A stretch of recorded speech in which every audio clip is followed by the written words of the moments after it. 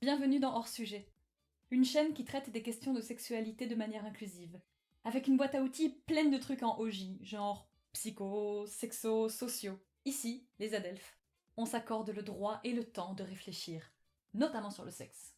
Ce premier sujet est un petit peu à part. En fait, c'est plus une introduction, sans mauvais jeu de mots, qui va nous permettre de mettre en place le contexte dans lequel on va parler de sexualité. Parce qu'on va se mettre d'accord sur un principe essentiel. On ne peut pas séparer la sexualité et le corps du champ du politique. Alors je sais, quand on pense cul, on n'a vraiment pas envie de penser politique. Parce que pour tout un tas de raisons sur lesquelles je vais essayer de pas m'énerver tout de suite, quand on pense politique, on pense aux hommes politiques. Et quand je vous parle de sexualité comme objet politique, je préférerais qu'on pense à Aristote plutôt qu'à DSK ou à Benjamin Griveaux. Alors attachez vos ceintures. On va faire en sorte d'expliquer pourquoi le corps et la sexualité sont des objets politiques, et surtout, pourquoi il est primordial d'en prendre conscience. Par sexualité, j'entends l'auto-érotisme, c'est-à-dire la masturbation, les rapports sexuels qui n'incluent pas forcément de pénétration au passage, les orientations sexuelles, les pratiques sexuelles, et pour les besoins de cette vidéo, on va dire aussi les identités de genre, même si en soi, c'est pas vraiment une question de sexualité. Donc la sexualité est liée à la notion d'identité, d'individualité, et nécessairement au corps. Mais un corps tout seul, là, isolé, ça veut rien dire. Nos corps sont groupés en groupes sociaux, eux-mêmes organisés en sociétés, c'est-à-dire des règles tacites, des institutions, une culture. Et ces sociétés, en tout cas dans la plupart des pays dits développés, sont régies par un appareil d'État qui les gère. De là, on a un double enjeu qui se dégage, et c'est vraiment important de les distinguer. Le premier aspect, c'est celui pragmatique, pratique de la gestion pure de cette société. C'est-à-dire, en fait, l'aspect technique. Comment faire pour que les institutions fonctionnent. Et ça va des chemins de fer jusqu'à la bourse. La deuxième phase de ce double enjeu, c'est la dimension idéologique. C'est-à-dire les principes moraux, éthiques et philosophiques qui ont amené à la construction de ces institutions techniques. Donc, système de gestion plus système de pensée égale la politique. En tout cas, politique au sens de gestion de la cité. C'est son étymologie, ça vient de la Grèce antique, qui était organisée en cité-État. Ok, donc on a défini les grandes lignes de ce qu'était la politique. En tout cas, pour les besoins de la question qu'on traite aujourd'hui, ça suffit. Donc, continuons. La plus petite unité d'une société, c'est l'individu. C'est-à-dire vous, moi, elle, votre maman. On avait dit pas les mamans! La seule réalité physique, concrète, tangible d'un individu, c'est son corps. Un corps qui peut travailler, produire des richesses, ou des futurs citoyens.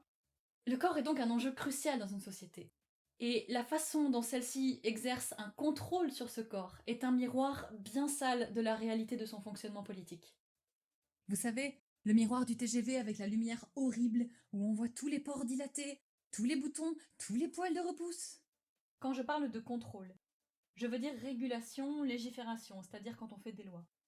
Dans le domaine du corps, ça concerne la propriété physique du corps de l'individu, c'est-à-dire à qui appartient-il, et l'usage qu'il peut ou ne peut pas en faire. Ça paraît abstrait. C'est vraiment difficile à imaginer en fait, que le fait que votre corps soit votre corps ne soit pas du tout évident au regard du droit, voire carrément contraire à celui-ci.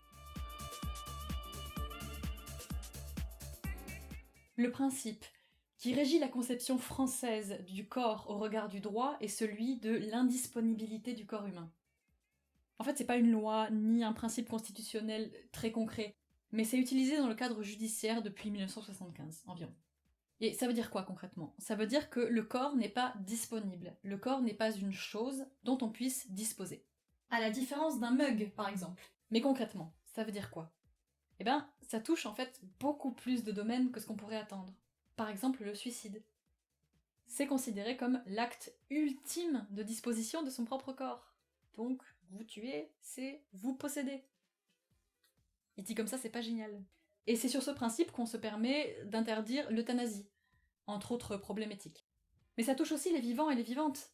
L'avortement, par exemple, va directement à l'encontre du principe d'indisponibilité du corps humain.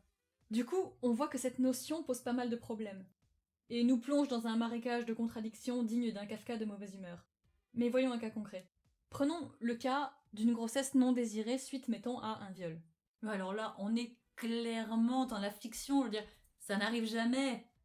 Jamais. Le viol en soi constitue une violation des droits de la personne humaine et de la personne physique, selon les principes d'inviolabilité du corps humain, du droit à l'honneur, à la dignité et au respect de son corps. Et donc, à l'indisponibilité du corps d'autrui, puisque violer une personne, c'est précisément disposer de son corps. Alors là, du coup, on a une victime A, dont l'indisponibilité du corps a été bafouée, qui se retrouve enceinte et ne veut surtout pas de cet enfant pour 10 000 raisons qui lui sont propres et qu'on n'a pas le temps d'expliquer ici. Mais, l'avortement fait directement obstacle à la fameuse indisponibilité du corps de l'enfant à naître, ainsi qu'au droit à la vie et au droit à naître, qui font partie des droits dits de la personnalité. Donc on a une victime A, qui pour tenter de traverser le traumatisme subi, veut reprendre possession de son corps et se protéger de 10 000 préjudices à venir. Et elle se retrouve elle-même à créer une victime B. Et toute une nouvelle ribambelle de traumas et de conséquences qui la suivront toute sa vie. Du coup, youpi, c'est victime contre victime, et on a l'agresseur qui fera 1 mois avec sursis. Voyez comme le principe d'indisponibilité peut causer de graves problèmes, sous prétexte de protection légale du corps humain. Enfin, pour l'IVG, ça a été tranché, mais faut voir les débats, faut voir les insultes lancées à Simone Veil pour se rendre compte que le combat a été âpre. Enfin, ne vous inquiétez pas, l'État a beaucoup d'autres moyens de s'arroger la possession de votre corps, surtout dans cette situation-là. Le délai de 7 jours de réflexion, par exemple. C'est-à-dire que, entre le moment où vous demandez une interruption volontaire de grossesse et le moment où vous êtes autorisé à l'acte, que ce soit la prise de médicaments ou l'acte chirurgical, il y a un délai obligatoire, légalement, de 7 jours. Donc pendant 7 jours, vous devez être coincé avec votre décision jusqu'à ce que l'État vous autorise à la faire. C'est-à-dire que pendant 7 jours, votre corps devient une box temporaire de stockage de futurs citoyens façon rétention douanière jusqu'à ce que on vous concède finalement le droit de disposer de votre corps. Et c'est horrible, c'est une torture pour les gens qui y sont confrontés. Et enfin, les dégâts que ça peut occasionner pour les personnes confrontées à ça, qui s'en soucie? Ah, mais c'est pas fini! Les mutilations volontaires sont aussi considérées comme contraires au principe d'indisponibilité du corps humain. Et devinez ce qui est considéré, entre autres, comme une automutilation ou une convention de mutilation, c'est-à-dire que vous payez ou vous autorisez quelqu'un à vous mutiler. Les opérations de réattribution sexuelle, c'est-à-dire les chirurgies qui permettent le changement de sexe, donc vaginoplastie, phalloplastie, destinées aux personnes trans. Alors par contre, l'injection d'acide dans le pénis pour augmenter la taille, là, pas de problème. C'est pas considéré comme une mutilation. Sachant que ça peut vraiment donner des trucs affreux, hein. Enfin, on en reparlera dans une autre vidéo, mais messieurs, par pitié, renseignez-vous sur vos praticiens. Ça peut vraiment devenir très très moche. Maintenant, on pourrait regarder le bon côté des choses. L'indisponibilité du corps est liée à la notion de non-patrimonialité, c'est-à-dire l'exclusion du corps de tous les domaines du commerce. Donc pas le droit de vendre ses cheveux, ses dents, ses ongles, son lait, son sperme, son sang, ses organes, etc. En soi, ça a l'air d'être une bonne mesure, parce que ça protège l'intégrité du corps. Mais on arrive au problème de la prostitution. Et oui, si notre corps ne nous appartient pas, parce qu'il ne peut pas être vu comme une chose et donc être possédé, il est impossible d'en faire commerce, puisque techniquement on ne peut vendre que ce qu'on possède. En théorie en tout cas. Du coup, quid des travailleuses et travailleurs du sexe? A priori, comme ça, les anti-travailleurs du sexe ont un point. Mais n'allons pas trop vite. Là, je pense qu'il faut être un tout petit peu plus malin, et surtout soulever un énorme lièvre, avec un t-shirt fluo écrit en LED « La société capitaliste est une très grosse hypocrite ». Parce que si on applique bêtement le principe d'indisponibilité et de non-patrimonialité du corps, alors pourquoi ne pas y inclure le corps de l'ouvrier? Et oui, qu'est-ce que vend le travailleur si ce n'est sa force de travail? Et donc son corps. Et ça marche aussi pour les professions du tertiaire et intellectuelles, je veux dire. Les pensées sont produites par le cerveau, qui est attaché au corps. Donc en soi, le travail, ça reste une commercialisation du corps, vu comme ça. De là, soit on arrête d'ostraciser les travailleuses et les travailleurs du sexe, soit on se considère une bonne fois pour toutes, tous et toutes, comme des prostituées du capitalisme productiviste. Troisième option, on considère que le travail consiste à vendre non pas une force brute, mais un savoir-faire. De là, les travailleuses et travailleurs du sexe vendent leur expertise, leur technique, ce qu'ils ont appris, et non pas leur corps. Et si on considère le travail comme un savoir-faire, je dis ça, je dis rien, mais on traitera peut-être un petit peu mieux les travailleurs. surtout ceux du secteur primaire. Donc techniquement, bah non, votre corps ne vous appartient pas légalement. En fait, votre corps, il n'existe pas tout seul. Au regard du droit, votre corps est indissociable de votre personne. Ça s'appelle le monisme. Et cette unité corps-personne est inscrite au sein d'une société qui est régie par un appareil d'État, ça on l'a déjà dit. Et donc l'État, à défaut de pouvoir posséder les corps du corps social comme des objets et des biens meubles, il en a l'usufruit. Qu'est-ce que ça veut dire ? Ça veut dire qu'il a mandat pour les administrer sans leur consentement, puisque adhérer à une société, c'est adhérer tacitement à ses règles.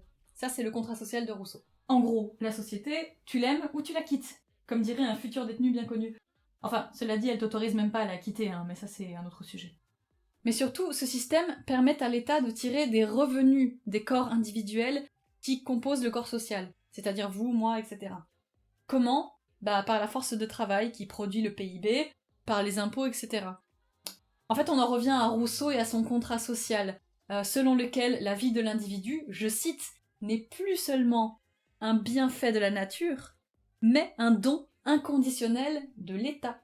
Bon, vous me direz, c'est mignon tout ça, ça fait froid dans le dos, c'est pas rigolo, etc. Mais quel rapport avec le sexe ? Mais tout, chers amis.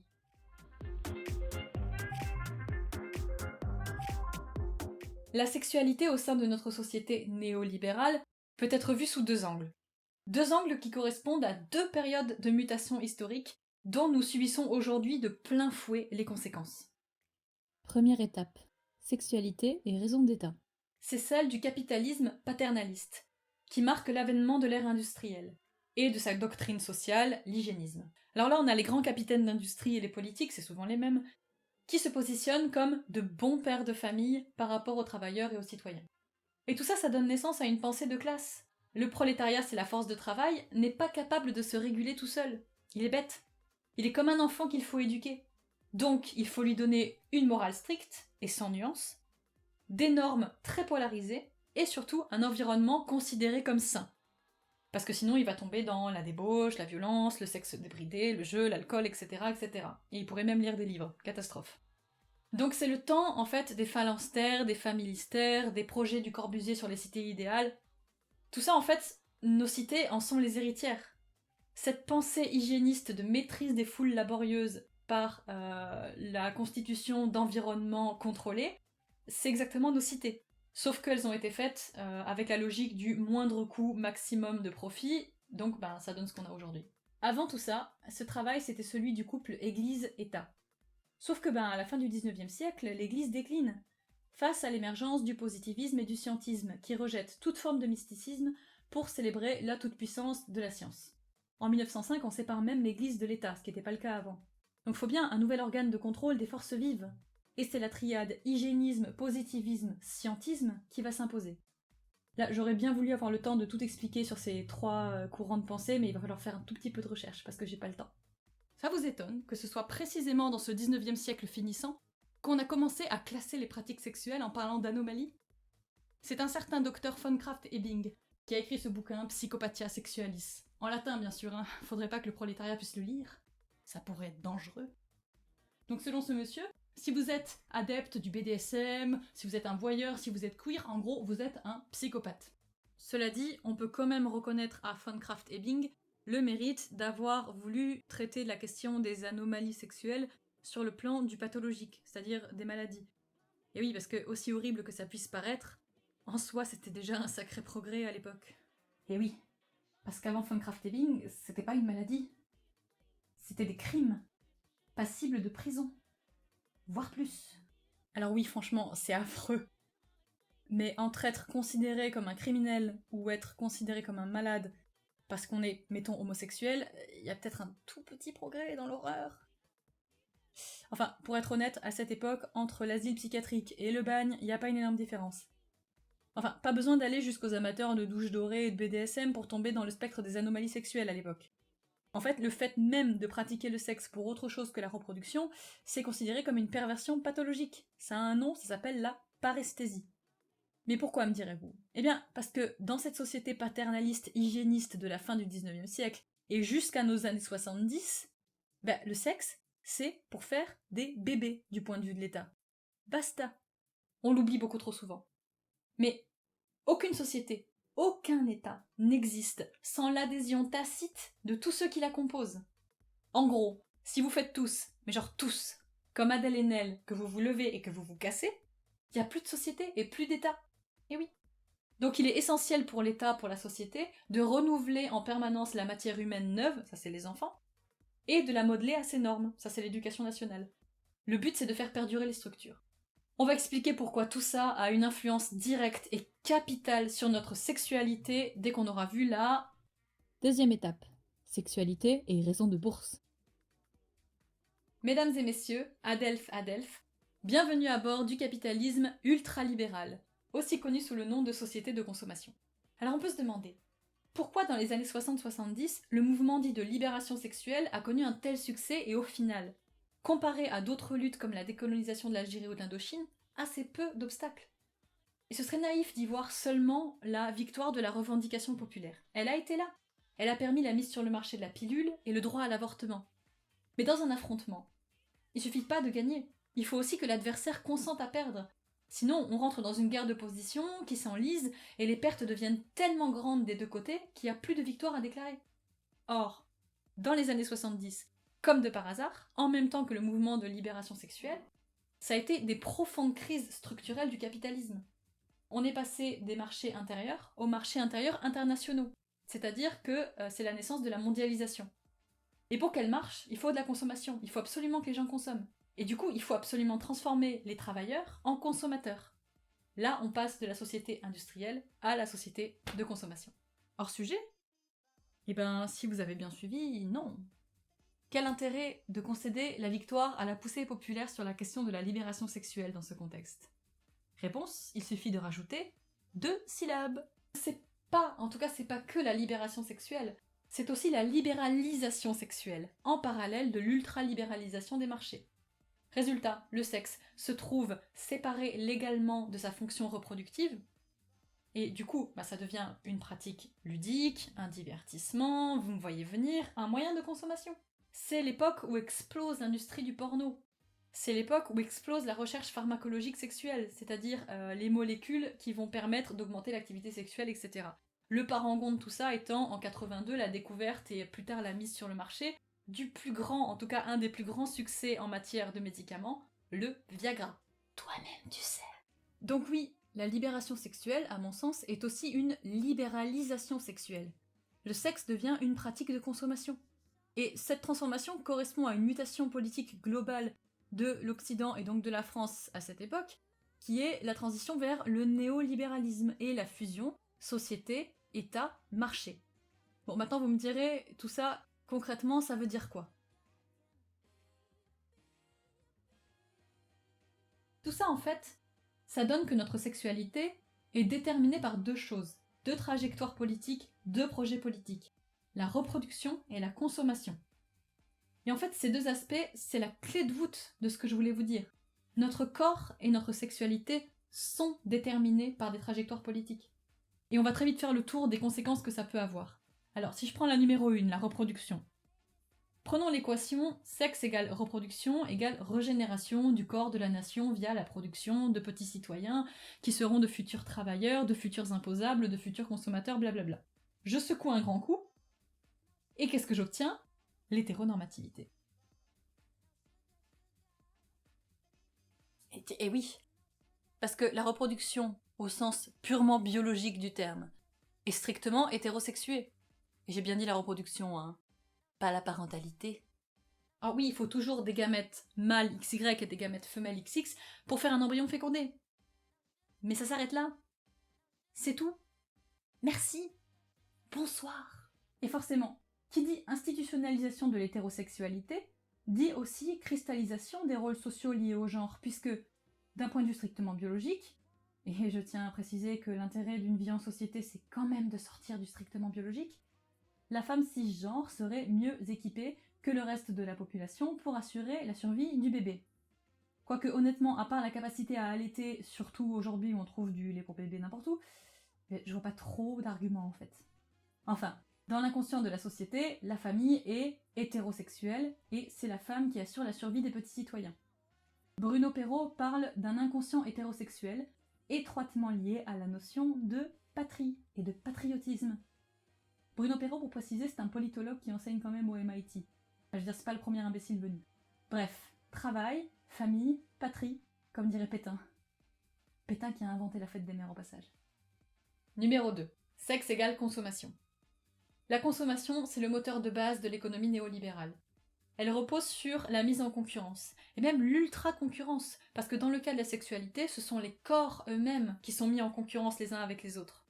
Et ça se retrouve dans le culte de l'homme éternellement bandant, dans le culte des morphologies hétéro et cisnormées, c'est-à-dire que l'homme est un homme et la femme est une femme. Ça se retrouve dans l'injonction à la jouissance, l'injonction à l'accumulation des partenaires, l'injonction à la performance. On doit être compétitif, on doit se comparer, sinon on est des losers. Et bien sûr, cette concurrence jusque dans nos slips, mais ça génère un paquet énorme d'angoisses. Et à chacune de ces angoisses, ce qui est magique dans le capitalisme, c'est qu'on trouve un produit à acheter pour compenser. Genre pharmacologie sexuelle, qui va du Viagra à la poudre de cornes de rhino zébré de Nouméa, aux sextoys, à la lingerie, aux drogues diverses, au régime. Et un phénomène qui a poussé cette logique au maximum, c'est celui des applis de rencontres. Comment ? Eh bien, en systématisant, en donnant une interface concrète à la notion de consumérisme sexuel et relationnel. En gros, en transformant les individus en objets de consommation. Adopte un mec, c'est le premier à assumer ce concept, sous prétexte d'humour et de féminisme washing surtout. Et là on tient un autre sujet d'hors sujet, l'arnaque de l'empowerment féminin par l'ultralibéralisme, ou comment certaines féministes sont en train de servir de porte-drapeau au capitalisme qui les a transformés en objets de consommation en premier lieu. Au calme. Le syndrome de Stockholm est intense. Donc en 2008, on a Adopte un mec qui assume totalement la mercantilisation de la sexualité. Celle-ci est boostée comme jamais par le pouvoir de l'internet au débit disponible n'importe où, n'importe quand, grâce à nos smartphones. Et puis, le principe du swipe se généralise.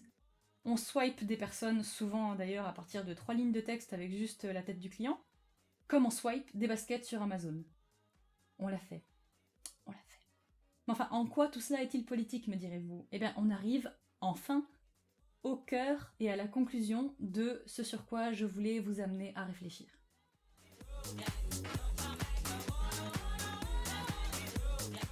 Ok, vous êtes là.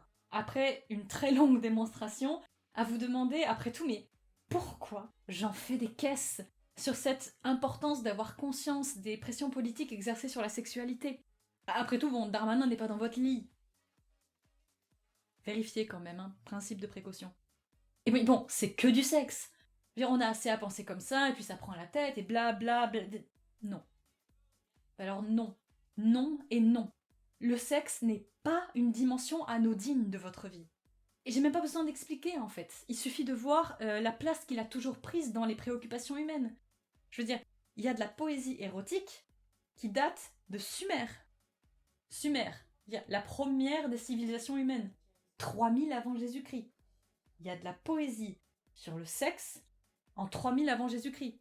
Et j'ai bien parlé de sexe, hein, pas de reproduction. Et c'est hyper chaud, hein. Je vous assure qu'on n'a rien inventé au niveau érotisme. Lorsque ses mains charmeuses m'enserreront les lombes, lorsque, allongé contre moi, il pétrira mes seins laiteux et succulents, lorsqu'il mettra la main sur ma vulve précieuse, lorsque son membre, pareil à une proue, y portera la vie, alors moi aussi je le caresserai longuement. Le désir, l'excitation sexuelle font partie des expressions les plus puissantes d'un élan général vers la satisfaction, vers le plaisir, pour lequel nous sommes tous et toutes programmés à la naissance. Bon, l'inscription dans l'inconscient de cet élan, ses conséquences, etc., ça a été exploré par la psychanalyse, et on en reparlera. Pour l'instant, il va nous suffire de considérer que le sexe en tant que pratique érotique est porteur, et même principal porteur, de ce que le philosophe Paul B. Preciado appelle la potentia gaudendi, c'est-à-dire littéralement la force de jouir. Bon, bien sûr, cette force s'exprime aussi dans d'autres biais que le sexe dans notre vie, donc pas d'inquiétude les adelphes asexuels. Cette potentia gaudendi, c'est un élan profond et tout-puissant qui hurle à chaque instant en nous « je veux jouir ». et qui nous pousse à nous faire plaisir de plein de manières différentes. Ça peut aller jusqu'à se faire un sandwich, son gâteau préféré, partir en balade, taper dans un sac de frappe, faire du sport, faire du hammam, faire du sexe, peu importe, mais aussi la consommation compulsive. Parce que ce pouvoir de jouir, c'est notre plus grand pouvoir, celui qui nous pousse à vivre, à rechercher le bonheur. Mais ça peut aussi être notre plus grand ennemi, car c'est l'énergie motrice des addictions. Si elle se fixe cette énergie sur un mauvais objet, un objet destructeur ou un objet unique obsessionnel, ça peut donner de très graves problèmes d'addiction, surtout si c'est combiné avec d'autres problèmes psychologiques dont on parlera pas dans cette vidéo. En fait, la potentia gaudendi, c'est comme la piscine quand on est gamin. On a envie de sauter, alors on court, on prend de l'élan. Oui, je sais, on court pas au bord d'une piscine, mais soyons honnêtes 2 minutes. Donc on court, on prend de l'élan, on fait un super saut, on a l'adrénaline d'être en l'air, on a la dopamine de l'atterrissage en faisant une belle bombe, et là, on a envie de le refaire. Donc on recourt. Mais on se lasse au bout de 2-3 fois, donc on court plus vite, on saute plus haut, on fait des sauts périlleux, tant et si bien qu'à force, pour faire monter la dopamine et l'adrénaline, on finit par se manger le rebord. Or, cette portion de courbe ascendante, pendant laquelle on tente plus de trucs, plus risqués, on court plus vite, c'est celle qui va être la plus utile aux créateurs et profiteurs des mécanismes d'addiction. Pourquoi ? Parce que c'est celle où on est le plus disponible et les moins prudents, les moins prêts à prendre du recul et à penser. Pourquoi vous croyez que je me prends la tête à écrire cette vidéo ? Bon, on n'a vraiment pas le temps de digresser sur tout ça. Mais pour le sujet qui nous intéresse aujourd'hui, c'est-à-dire le corps et politique et donc la sexualité aussi, il va falloir qu'on se penche sur l'ambivalence de cette force de jouissance. Et elle se traduit comme ça. Le plaisir, et donc en lui le sexe, peut être un principe révolutionnaire et émancipateur, comme il l'a été pour la jeunesse de 68. Je renvoie aux travaux d'Herbert Marcuse, je mettrai des liens en commentaire, c'est absolument passionnant. Enfin, en même temps, ça peut devenir une force de contrôle. À ce sujet, Paul B. Preciado parle de capitalisme pharmaco-pornographique modulant la subjectivité à travers l'addiction. Ah ouais, ça pique un peu comme phrase, ça pique. Je traduis. En gros, les individus, c'est-à-dire vous, moi, tout le monde, finissent par se voir, se penser eux-mêmes et donc s'identifier grâce, à travers, leurs moyens de jouissance, c'est-à-dire les façons qu'ils ont de se faire plaisir. Et ces moyens de jouissance deviennent forcément des addictions puisqu'on subit une pression monstrueuse de la part de la société à jouir, à être heureux, à être performant, à être jouissant sexuellement, etc. Évidemment, ça crée une énorme angoisse. Enfin, c'est déjà pas très rigolo, mais ça va de pair avec un phénomène encore plus profond, encore plus sournois, qui est celui du refus de la frustration. La frustration, c'est le contraire de la jouissance. Et on va pas développer, mais sans frustration, il n'y a pas de plaisir. Et oui, parce que si on passait notre temps à jouir en permanence, on se rendrait même plus compte qu'on jouit. Exemple, vous avez compté le nombre de fois vous avez respiré depuis le début de cette vidéo ? Bah non. Dans notre société, tout est envisagé sous l'angle de la consommation et donc du marketing. Il faut bannir toute forme de frustration afin de créer une illusion de satisfaction perpétuelle, qui en devient elle-même addictive. On en parlait un peu plus haut. Ensuite, il suffit de lier cette satisfaction à la consommation de biens ou de personnes. Et là, on crée littéralement une société de consommation. Et c'est là qu'on parle d'injonction au bonheur. Et cette obligation d'être heureux et fonctionnel, ça crée une pression énorme, très durement ressentie par certaines personnes. Surtout avec la multiplication des stages holistiques de méditation lunaire du 8e quartier, que vous allez payer votre loyer pour un week-end, et les applis, et les livres de développement personnel, etc. Tous ces trucs-là qui vous font croire qu'il suffit d'un petit peu de psychologie de comptoir et surtout d'auto-persuasion pour aller bien. Le fait est que ça marche pas. Et vous êtes doublement les dindons de la farce, parce qu'en plus de payer un bras, vous vous retrouvez dans la situation où, comme toutes ces thérapies-là sont disponibles, tous ces trucs-là sont accessibles à tout le monde, mais ça marche pas. Donc c'est pas la faute de ces trucs-là, c'est votre faute. Puisque malgré tous ces outils disponibles, vous fonctionnez toujours pas. Donc c'est vous, en fait, qui êtes dysfonctionnel, c'est pas la société. Revenons à la notion de frustration, par rapport à celle de plaisir. L'apprentissage des interdits, des limites, ça fait partie des structures de base de notre psychisme. Mais je m'avance pas trop là-dessus parce qu'on en reparlera en passant par Freud dans une autre vidéo. Pour le moment, gardons juste en tête que, sans frustration, il n'y a pas de jouissance possible. Et que le consumérisme essaie de nous faire croire qu'une jouissance perpétuelle est possible. Là, on aboutit aux algorithmes des applis de rencontres, les trackers, les cookies destinés à tout savoir de nos habitudes de vie, de pensée, afin de ne nous montrer que des produits qu'on va être susceptibles d'acheter, des publications, articles et personnes qui n'iront que dans notre sens. Du coup, on s'habitue à être entouré de trucs qui ne vont que dans notre direction, et l'habitude de la contradiction disparaît. Or, en disparaissant, souvent elle emporte avec elle la capacité à raisonner. Là, on arrive sur les pugilats fameux d'internet où les gens sont tellement déshabitués d'être contredits, ou de voir des éléments qui ne sont pas dans leur paradigme, qu'ils réagissent avec toute la force de leur angoisse. On arrive sur les harceleurs sexuels qui ne supportent pas qu'on leur dise non, voire qui ont oublié la possibilité du non. Voilà, c'est pathologique. Vous savez quel être, dans le développement normal de l'être humain, ne supporte pas la frustration et son angoisse au point de pouvoir en être détruit? Le bébé. Le bébé. Ok, maintenant, exercice de pensée. Prenons plein de petits groupes composés d'individus dont les fonctionnements, les comportements sont assez proches, bien que tous différents.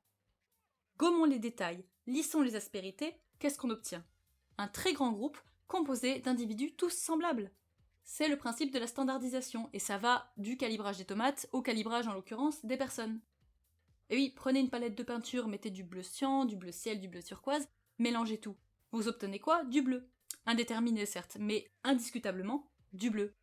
Mathématiquement, si on procède comme ça, c'est toujours le spectre de la majorité qui va, en étant lissé, devenir le groupe le plus étendu et le plus important. Pratique. La standardisation de la pensée permet d'impacter un maximum de personnes avec des discours simples, sans nuances, réduits autant que possible, qui seront même pas discutés du coup. La standardisation du besoin, c'est le même principe. Vendre les mêmes objets à un maximum de personnes pour un minimum de coûts et un maximum de profit. Et pour la sexualité, c'est pareil. On standardise les modèles esthétiques, on standardise les choix sexuels, on standardise les modèles de sexualité, on tombe dans l'hétéronormativité à fond, on a une pression à l'orgasme, à la jouissance, à la performance, à la consommation sexuelle, l'injonction à la polarisation des archétypes. Donc on a un homme très très homme et une femme très très femme, et on rejette tout ce qui ne tombe pas dans cette norme. Tout ce qui est de l'ordre de l'intermédiaire est repoussé. Car ces gens-là, vous voyez, ils sont autodéterminés. Et donc, plus difficilement exploitables. Ils risquent de semer le trouble dans les groupes bien lissés par la norme. C'est intolérable, ça. C'est horrible. Ils sont ce que Bruno Perrault appelle l'ennemi intérieur. Et cet ennemi, il faut le détruire. Et on peut le faire sournoisement ou frontalement. Là, je pense aux lois anti-LGBT, au laxisme des forces de l'ordre face aux agressions queerphobes, au financement par les patrons de très grands groupes industriels français, de la Manif pour tous par exemple, aux règlements transphobes dans les écoles, les collèges, les lycées. Mais on peut faire pire. On peut y aller à la sournoise. On peut absorber cet ennemi et en faire un allié. Le gay washing est un très bon exemple. Là, on peut se rappeler par exemple que le logo de la Marche des Fiertés en 2011, c'était un coq français.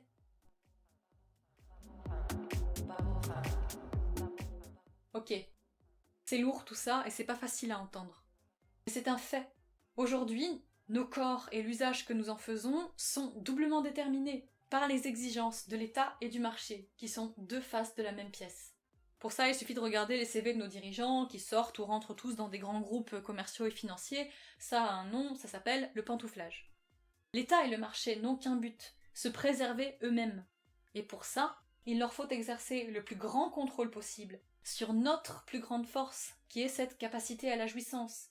Et cette capacité à la jouissance, et là c'est important, c'est le fondement de notre aspiration perpétuelle à la dignité. Et ce pouvoir, comme le dit le philosophe Marcuse, ça peut être notre plus grande force d'émancipation, mais aussi notre plus grand ennemi. Et là, la façon dont nous pensons notre corps, notre sexualité, notre rapport au plaisir et au bonheur, notre place dans la société et les forces qu'exerce cette société sur notre individualité, en fait, quelles que soient les issues de ces réflexions, les réponses vont déterminer le chemin que nous allons suivre à toutes les étapes de notre vie. Cette chaîne va parler de sexe et de multiples sujets dérivés de la sexualité. Et il m'était impossible de commencer à les aborder sans poser ces quelques jalons qui sont, à mes yeux, des enjeux cruciaux liés à la sexualité dans notre société aujourd'hui.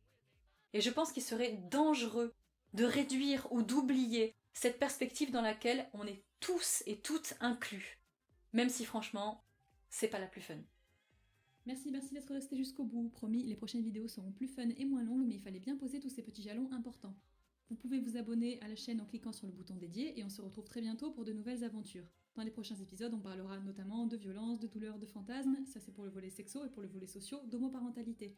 Si vous avez des suggestions, des questions, des envies, il y a un petit mail dans la description. Tout est le bienvenu, n'hésitez pas à nous écrire. À bientôt!